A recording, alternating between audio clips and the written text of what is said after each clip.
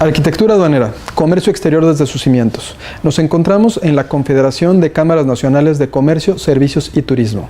Platicaremos con su presidente, el arquitecto José Manuel López Campos. Varios temas que tratar, situaciones importantes, mejoras a la normatividad, incluso proyecciones en cuanto a lo que se espera para el próximo sexenio. Regresamos.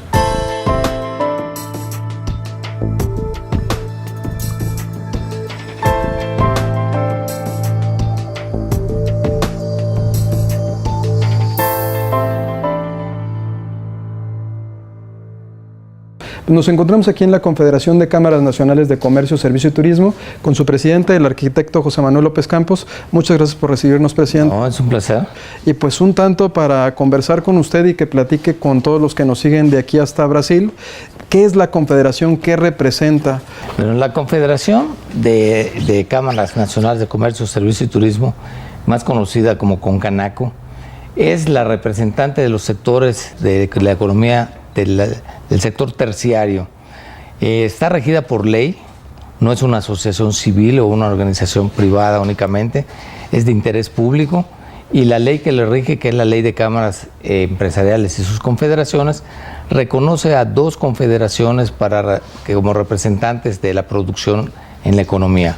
Para el sector industrial es a la Confederación Nacional de Cámaras Industriales, la CONCAMIN, y para el sector terciario reconoce a CONCANACO. Lo que le da una característica distinta y de mucho mayor peso a la que tienen las organizaciones civiles o cualquier otro tipo de agrupación, como los sindicatos, así sean de obreros o patronales.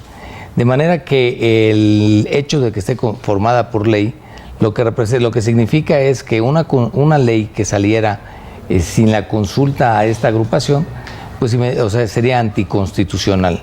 Y en función de eso, con la nueva legislatura que se electa el 1 de junio, pretendemos ya presentar una iniciativa que ya estamos trabajando con asesores en la materia y con los diputados y senadores actuales para una actualización de la ley para que las cosas se puedan adaptar por el tiempo que ha transcurrido a la realidad de la modernidad con la que actualmente estamos viviendo. De alguna manera es lo mismo que ha pasado con otros tratados, con algunos tratados que necesitan de actualizarse, porque lo que hoy está vigente, vamos a hablar, por poner solo un ejemplo, en materia de comercio electrónico, cuando se hizo esta ley no existía. Correcto. No, y aparte sí requiere después una desempolvada. ¿Algunos puntos en particular que se quisieran tratar en la propuesta de modificación o de reforma a esta ley? Bueno, independientemente de lo que sean los aspectos regulatorios que le dan cauce a estas organizaciones, que agrupan a todas las cámaras de comercio, servicios y turismo en el país, hoy son cerca de 255 cámaras totalmente constituidas. Estas cámaras suman en total 650 delegaciones, lo que da presencia en 900 localidades en México. Esto arroja una membresía, una afiliación de 725,000 empresas afiliadas, que si le multiplicas por el número de empleados, representa la agrupación más numerosa, más estructurada, más vertebrada a lo largo de toda la geografía de México, y que representa a los sectores que generan en mayor medida el empleo en nuestro país. Cerca del 75-76% del empleo está en el sector terciario en México, y cerca del 66% del Producto Interno Bruto también se encuentra en estos sectores. Pues es una confederación que representa gran parte del Producto Interno Bruto nacional, ¿no? Y dentro del plan de trabajo que usted tiene, ¿cuáles serían los principales ejes que va a estar implementando o en qué áreas de oportunidad identificamos? Para este año hemos hablado de 3 grandes retos que hay que asumir desde el inicio. El primer gran reto es el de la unidad de la Confederación. Esto representa de que, sumándose a la reforma o a la actualización de esta ley de cámaras, también necesitamos actualizar los estatutos de las cámaras, que por ser autónomas, que en algunas ocasiones son hasta contradictorios los estatutos de una cámara con otra. Uno de los proyectos es homologarlos, tanto en sus estatutos como en sus catálogos de cuenta, y poder tener una información integral de lo que se está haciendo. Esta unidad también se debe de reflejar en las actividades que se hacen en todo el país, que se repliquen los casos de éxito de las cámaras en los diferentes estados y que podamos promover y relacionarse integralmente cada una de las 900 representaciones que tenemos en el país. Tuvimos la experiencia de haber organizado la celebración de los 100 años de Concanaco, que fue en 2017, y en 2017 fuimos a cinco ciudades en diferentes partes del país, y en esta celebración pudimos constatar la importancia de interactuar directamente en las sedes de las que forman parte de las cámaras de México. Y eso pretendemos no perderlo, ese contacto directo que se da entre los empresarios, ese intercambio de negocios y ese intercambio de información enriquece por mucho a la organización que conformamos.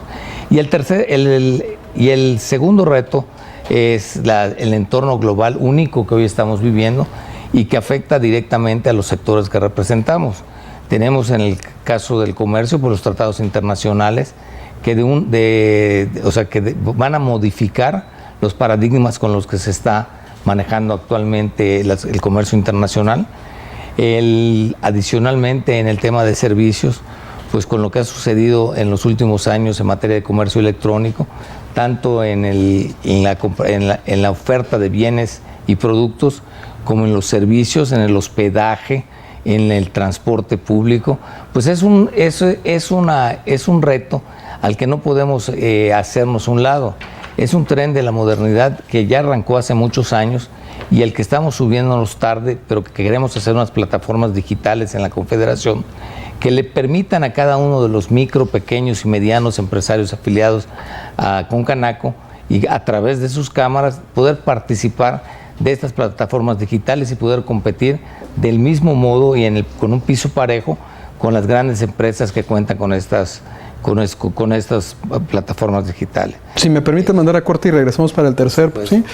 Mandamos a corte Arquitectura Aduanera, Comercio Exterior desde sus cimientos. Estamos aquí con el presidente José Manuel López Campo en Concanaco Servitur. Regresamos.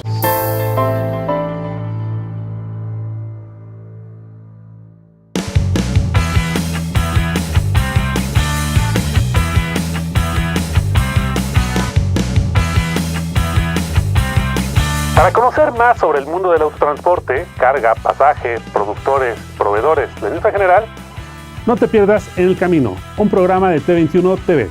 Te invitamos a consultar la programación en t21.com.mx, así como en las plataformas de Ustream y YouTube.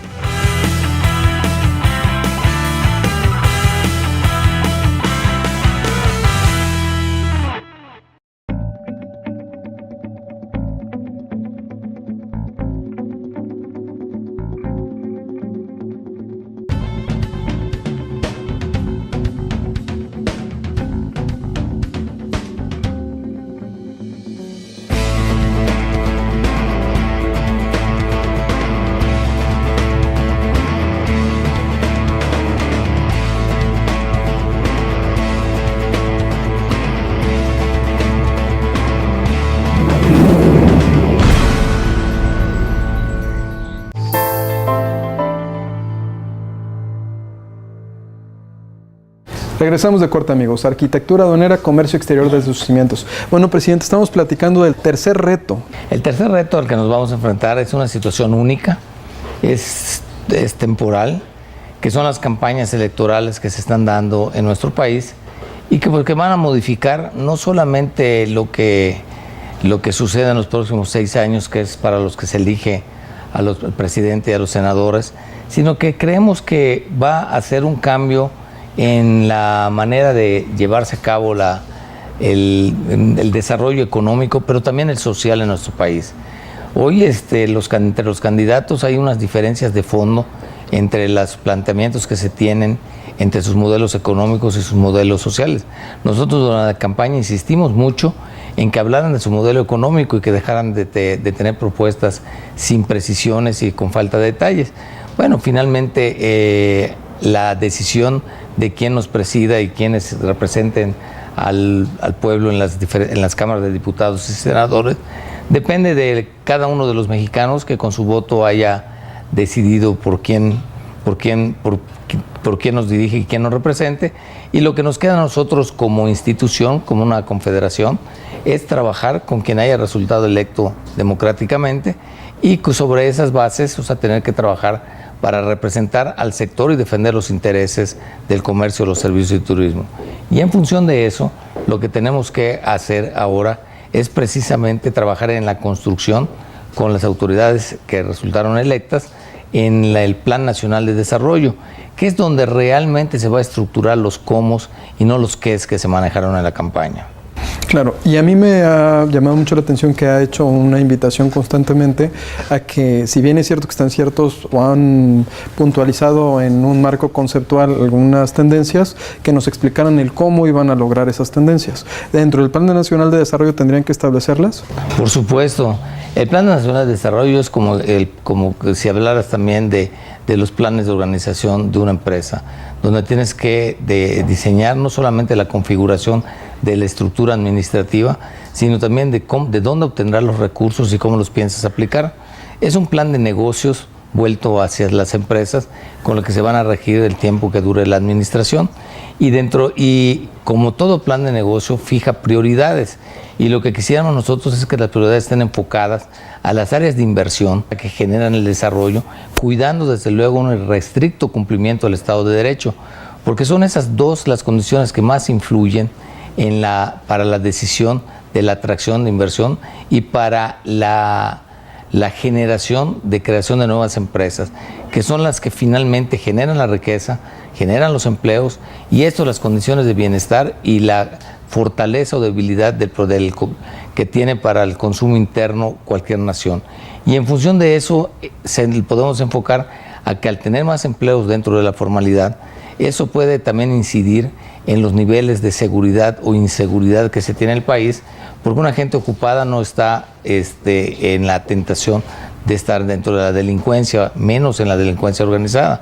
Y también una gente ocupada y que pueda resolver sus problemas para ganarse la vida, no estaría buscando salir más allá de las fronteras a buscar trabajo fuera de nuestro país, y que es otro de los grandes problemas que tenemos en México, que es la migración, especialmente a Estados Unidos.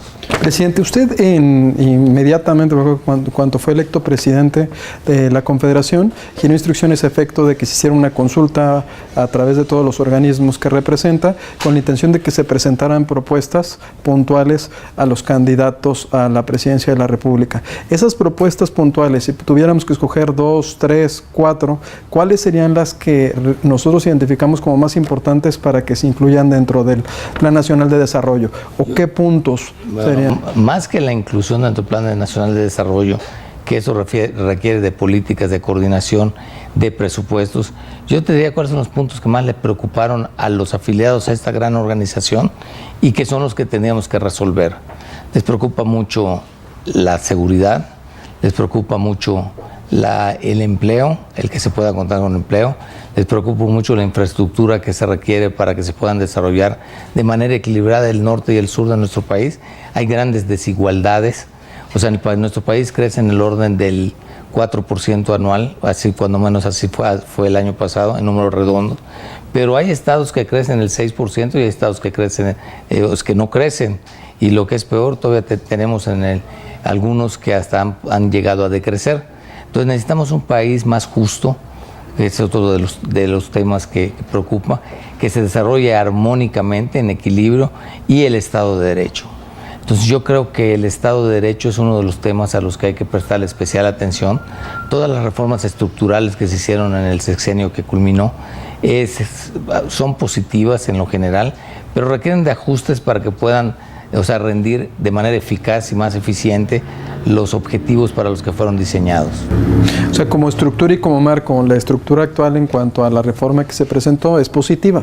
El tema es la forma en la que se van a ir aplicando, y a lo mejor algunos... Son 13 reformas estructurales, algunas con más puntos, otras con menos, pero todo requiere de actualización, y ya pasamos por un periodo de varios años en los que se puede evaluar, o sea, las premisas con las que se diseñaron, cuáles resultaron positivas, cuáles arrojaron mejores o mayores resultados, y en función de eso hacer los ajustes que se necesiten para que podamos tener un desarrollo económico con un crecimiento productivo sostenible. Y la parte interesante es que no partimos de cero, ¿no? Sino partimos de una experiencia de ya de algunos años y de que estas reformas... Y de los pendientes que también preocupan mucho y que no menciona es la corrupción y la impunidad. Sí. Tema en el que tienen que aplicarse mucho las nuevas autoridades. Que está vinculado también con el Estado de Derecho. Sí, sí, pero de manera especial el Estado de Derecho empieza a aplicar para la nueva autoridad a partir de que, pero la lucha contra la corrupción y la impunidad, sí, pues tienes que voltear para atrás. Pues sumamente interesante, presidente. Voy a mandar a corte para nuestro tercer segmento, Arquitectura Aduanera, Comercio Exterior desde sus cimientos. Regresamos, estamos aquí con el presidente de Concanaco Servitur, el arquitecto José Manuel López Campos.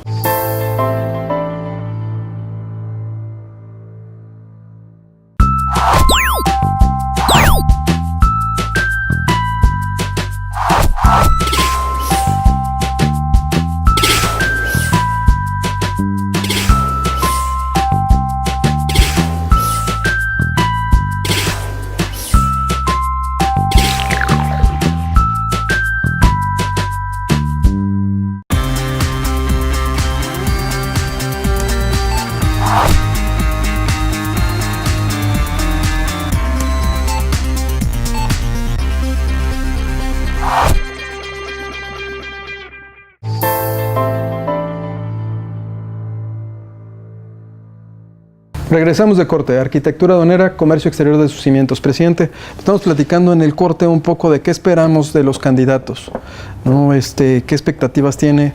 Bueno, ya lo hemos dicho repetidas veces y lo voy a comentar contigo.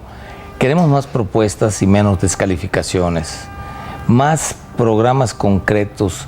Ya sabemos, ya entendimos perfectamente qué es lo que piensa cada candidato de los demás, pero eso no es lo que nos interesa. Lo que le interesa a los ciudadanos es qué es lo que piensan para conducir y para dirigir un país como México.